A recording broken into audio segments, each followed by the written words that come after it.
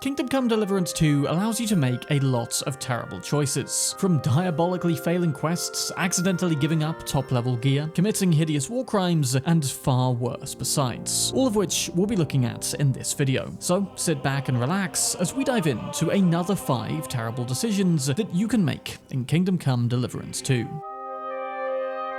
First up, Bozhena and Pavlena are an outcast mother and daughter duo living in the woods to the west of Zelyov, serving as 2 of the very first characters we'll actually become acquainted with at the start of the game, when they heal our wounds after too close a brush with death. But these 2 are far more than one-time saviors, and soon afterwards we'll be learning a lot more about each as we travel down one of the best, if most tragic, early side questlines. You see, Bozhena is actually a former Troskovitz resident, who served much of her life as a midwife there until one day where she failed to deliver a child successfully. A landowner named Yakesh apparently sent for her too late, only when complications began to show, by which point it really was too late, and their attempts to deliver the child resulted in the tragic sight of it being torn apart. Later that night, Yakesh's wife died too, and unable to live with his own failure, unable to find anywhere else to pin the blame, Yakesh ensured Bozhena and her adopted daughter Pavlena were banished from Troskovitz and forced to live in the woods forevermore. Over subsequent years, the man would occasionally drown his sorrows at the local tavern, still cursing the herb woman's name. That is, until one day, when 2 of Yakesh's hired hands overheard these curses and got a neat little idea. Meanwhile, Pavlena, now able to make the occasional return to Troskovitz to sell baskets, had fallen for a local boy named Roman. The 2 were deeply in love and would rendezvous often in a secluded glade outside the village. Pavlena eventually became pregnant with Roman's child, and the 2 planned to leave this area together, once they could convince Bozhena to come too. But then, Yakesh's hired hands, Straw and Ota, enacted their plan to impress their master, planning to jump Pavlena in the woods, threaten her never to come back, and claim to Yakesh that they'd killed the girl, Bozhena's daughter, for Yakesh's son.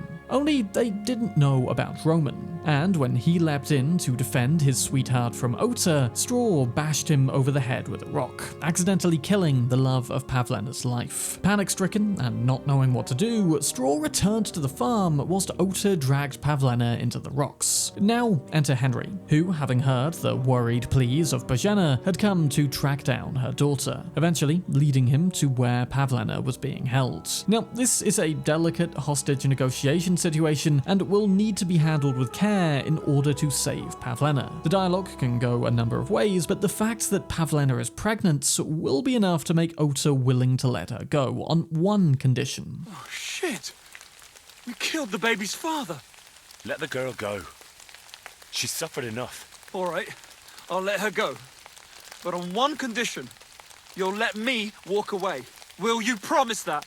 Now, here's the first terrible decision of this quest. If you played the first game, you'll probably remember that little speech at the end about the importance of a nobleman's words. That if what people say can't be trusted, then how can peaceful negotiations ever take place successfully? And with that in mind, it doesn't feel fair to agree to let Ota go, when we know full well he has to face up to his crimes. Problem is, if we admit this, it means Pavlena and her unborn child will inevitably die. No, I can't let you go after everything you've done.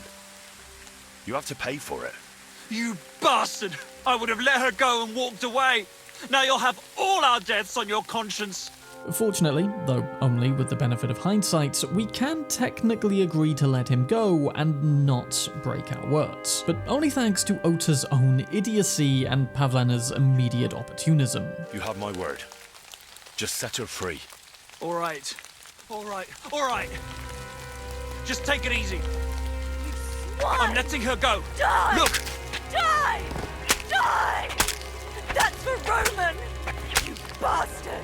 Well, that's one issue solved at least, and I mean, can you really blame her? The problem though, is that this sets Pavlena down a path for revenge. The love of her life is gone, and all she can see in front of her is the quest to get back everyone responsible for taking him away. The 2 main culprits may be dealt with, but Yakesh's words planted the idea in her head, and returning to the hut, both Pavlena and a relieved Bozhena will decide that Yakesh too has to die, it being the only way that the 2 can live in in peaceful safety forevermore. Though this seems a little harsh. Extreme and unjustified as Yakesh's initial actions may have been, you can somewhat understand his motivation. He too lost people dearest to him, and to be fair, he never actually raised a hand against either of these two. He never meant nor intended any physical harm. He just couldn't bear to see the woman that in his mind failed to save his son and wife, even though maybe it was largely his fault. Now, reconciliation of course seems the best response here from the get-go for both parties, and it is without a doubt the best approach to take. We can indeed, again possibly by playing the pregnancy card, convince Yakesh to let bygones be bygones. When realizing that another child almost died, partly down to his bitterness, he can finally see the most compassionate way forward.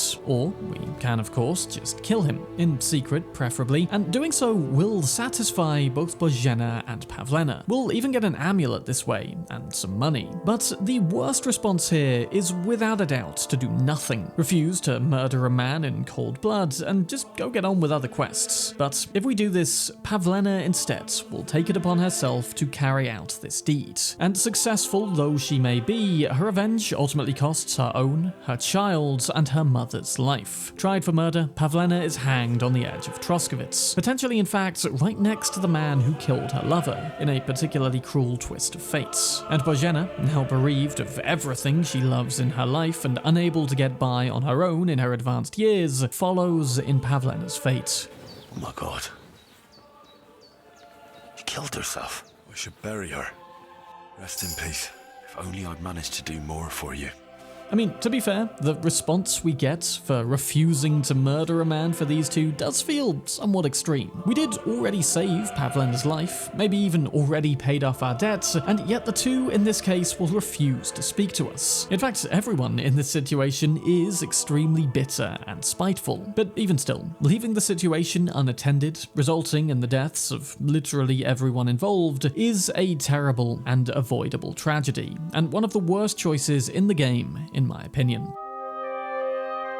So, enabling the deaths of a few spiteful but otherwise decent people is one thing, and then there's slaughtering a whole village of innocent people, as can be the case with the side quest Spoils of War, which can be started from Sigismund's camp in the Kuttenberg region. At a certain point in the main questline, we'll have to infiltrate this place masquerading as just another soldier, able to inflict devastating sabotage once we weasel our way into certain operations. But first, we've got to blend in, and that's where this side quest comes into play. See, as a military camp, Sigismund's men of course need a steady train of supplies to keep everyone fed, and a big way of obtaining those is to farm the local villages of just about everything they can afford to spare. So for this quest, we're tasked with tagging along for one of these supply gatherings, heading to the village of Bohunovitz. And there are several ways that this quest can pan out, though none of them are very simple. The villagers will have each left out sacks of supplies deliberately for us, but according to Captain Puter, the amount they've left there will not be enough by itself, forcing Henry to investigate further and uncover even more hidden supplies, keeping the soldiers back at camp happy, but forcing the villagers ever closer to the prospect of starvation. We can find, for instance, an additional hidden cellar of beer, 2 cows driven into hiding in the woods that morning, as well as additional supplies of both food and treasure if we successfully intimidate the villagers. Worse still though, is that in this role, we can really figure out just how far each of the villagers is willing to go in order to protect their own stuff, as we pressure each of them into telling on their neighbors in the hope that it'll turn out better for them. I don't have anything, but I know a lot. I'm not the only one who hid something from you. My farmhand hid something in the pigeon loft just before you arrived. As we continue to gather supplies, we can continue to check in with the villagers and the captain, ensuring we have enough for ourselves, but haven't taken so much that the villagers will starve. And whilst it is possible by finding all of the hidden stuff to just about strike the perfect balance that works for everyone, there is a high chance it'll have to go one way or another. In which case, if the village hasn't provided us with enough, Captain Puter will order us to do one of the most evil things of the entire game. What are we supposed to do? We gave you all we had. Then you're in luck, because you won't need anything ever again. Kill him, lad. And all the rest of these yokels too. It'll be a warning to others. You can't do that. The king will hear of it. Nobody will hear a word of it. What are you waiting for, lad? Take care of them! Now, here of course is a bit of a dilemma. What's about to happen is effectively the same fate that befell Skalitz, and yet this time Henry is on the other side. As a spy, maybe, but nonetheless tasked with carrying out the actions he was once the victim of. And yet, to resist this would mean both risking cover and life, both of which will be needed to hurt Sigismund much more grievously later, all in the name of instead defending a few villages. Hence, there is a little justification to do the unthinkable here, to slaughter and burn Bohunovitz under the command of Captain Pewter, maintaining our cover, earning 175 groschen, and becoming the very thing we swore to destroy. Yes, sir. Kill them all! Defend yourselves! They want to kill us!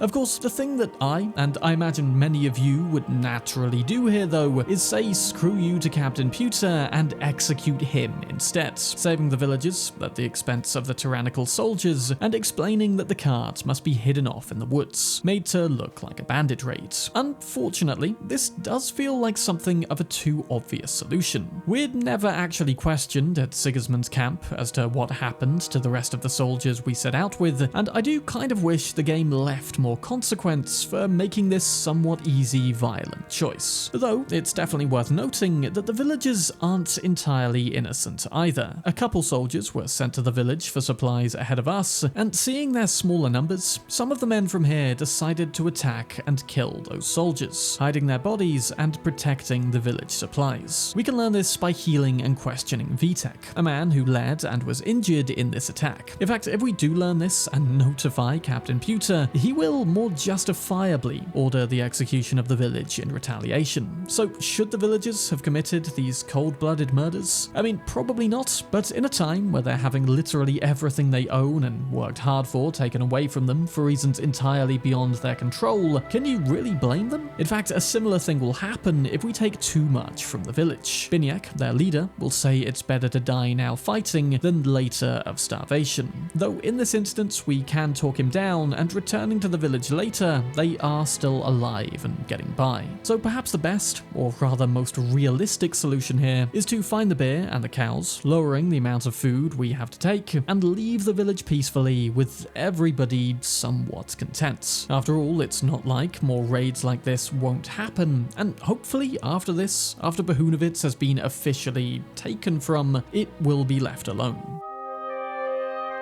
Okay, so as far as terrible decisions go in this game, this for me is the worst one, hands down. I should have featured it in my previous video, top 5 worst decisions in fact, but it actually only became clear that this is possible after I finished making that video. But do go check that out afterwards for even more bad decisions we can make in this game. So towards the end of the main questline, weeks into the siege of Sukdal, major starvation is setting in. So much so that the scene opens with Henry and Hans staring across at Mutt's dogshit and contemplating the possibility of how they would make it edible. Gross. And we'll then head off to find Hans some actual food, though that usually does result in cooking up some fine leather shoes into a nice soup. But while some were eyeing up Mutt's leavings as food, Hinek, the Dry Devil, had a different idea. Indeed, if we go and ask Janosch for food, then the devil will not be pleased. Are you fucking joking? It's my turn for food next.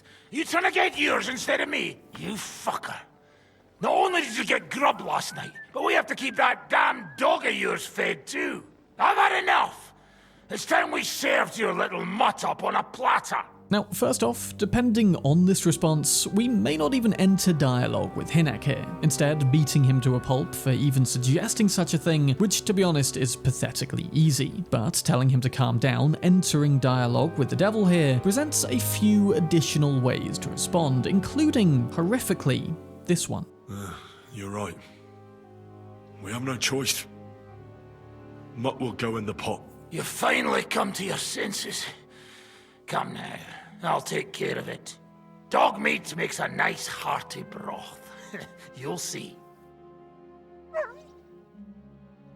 Let's get stuck in, eh? See, your dog was finally good for something. Here's 2 servings for you. I'll share the rest among the men. Then, instead of having to serve up shoe soup to Capon, we can instead finish this quest with 2 portions of man's best soup. Honestly, I'm surprised that this actually exists as an option. Not only do we enable the death of Henry's most loyal companion, who's been with us throughout almost the entire game and the last one, but we then, forever after, lose all of the benefits that Mutt had. Our tracker, treasure hunter, combat aid, charisma buff, bed warmer, the whole Houndmaster skill tree becomes null and void. Mutt was such a presence, I feel, that even playing a short while after having done this terrible thing, I felt grieved by his absence. To be unable to call out for him anymore, nor be able to feed him any gone-off food. It's without a doubt the choice you'll feel most terrible about after doing, especially if you've left side quests for after the main story. And unlike human characters, Mutt's death isn't even widely acknowledged, and we're therefore more forced to face his loss in silence. But let me know in the comments, did anyone actually genuinely do this? And if so, why?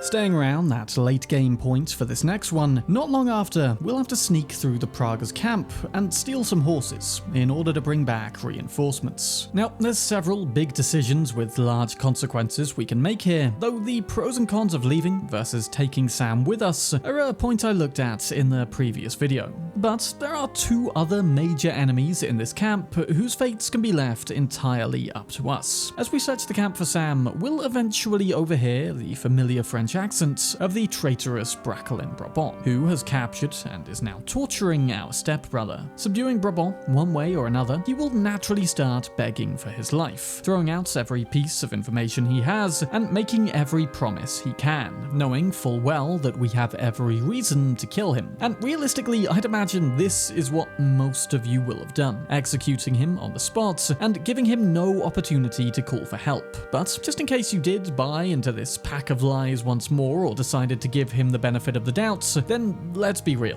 What he does next should not come as a surprise. Alarm! Alarm! I caught another spy! Alarm! Everyone here! Indeed, sparing Brabant will inevitably result in having to kill him anyway. Except now, he'll have alerted the entire camp to our existence, and though they hopefully won't come all charging at us at once, they will now all be on high alert. If you don't mind the additional challenge though, then this will be seen as the more honourable thing to do, weirdly. Though honestly, given Brabant's track record, I think it's kind of foolish, and even reckless not to kill him here. Or at least perhaps there should have been an option to knock him out instead. But a worse mistake still that you can make in the Reckoning quest is not to seek out and find the now very sick Marquard von Aulitz. Our encounter with him is absolutely one of the best, most dramatic parts of the game, and inside his house are also several chests of treasures and amazing quality loot. But the scene itself, finally coming face to face in this way with the man who killed our parents, it's a whole lot more than just a quick revenge kill. With emotional ups and downs, eye-opening revelations, and some of the best game score underpinning it, it truly would be a shame to walk right past this. You didn't come here to pour me wine. You came here to kill me. And whilst, yeah, not visiting von Aulitz will result in his death regardless, in fact we can find him the following day here if you did take this route, it highlights how this encounter isn't done out of need to remove a powerful piece from the board, but to simply provide closure for Henry, as we briefly get to know the man under the armour, and he makes us reflect on who we've become. Your father fought like a lion. And I see you're your father's son. You've done him proud.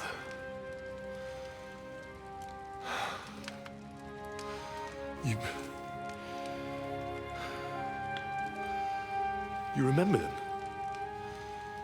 Oh yeah. I remember everyone I killed. That's not an everyday thing. Don't you? I'm not like you.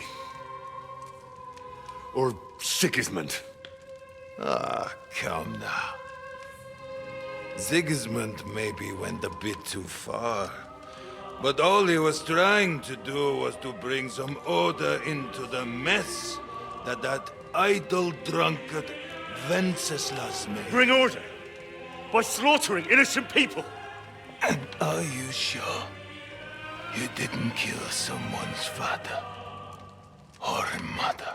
It's a brilliantly written scene, and really makes you reflect for a second on all the actions we've taken, to contemplate the notion that every random NPC we've killed, whom we probably can't remember, did, within the context of the game, have a life of their own. And with every guard, soldier, or even bandit we killed, we deprived others of their somebody. Just as von Aulitz did with Henry's parents, only he, at least, remembers them. In fact, in this room, we can even find the sword with which they were slain, with an accompanying description saying, if it wasn't for this sword, my parents would have still been alive. I'm not sure I even want to carry it. And finally, of course, we get to choose von Aulitz's fate. Perhaps he's garnered enough respect in these last moments to die on his feet with dignity. Perhaps he deserves to be executed like a dog. Or maybe it's best to simply walk away here. Let this doomed man sit through his final night with a pitcher of wine and a dying fireplace.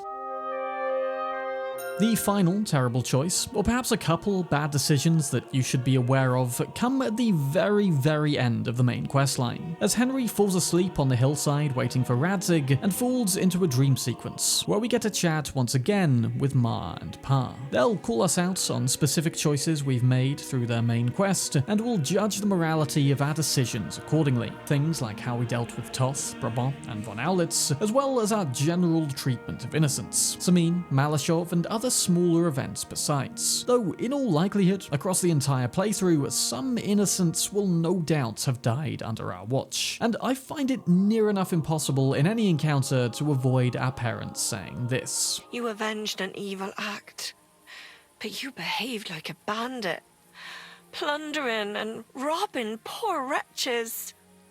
Oh, my son. Now, obviously throughout the game, you'll no doubt have stolen a thing or two. Hell, I mean, the Miller's questline even demands it. And maybe you don't feel bad about that, though I was not ready for how heavy-handed this option was gonna be. So what? I have no regrets. What do those yokels matter? Why should I feel sorry for them? I'd do it again if I had to. Oh, Henry. Henry. Yeah, it's all too easy to pick the wrong option here, and if we do, then our parents will just get up and walk away, putting quite the dampener at the very end of the story. You trampled everything I taught you underfoot.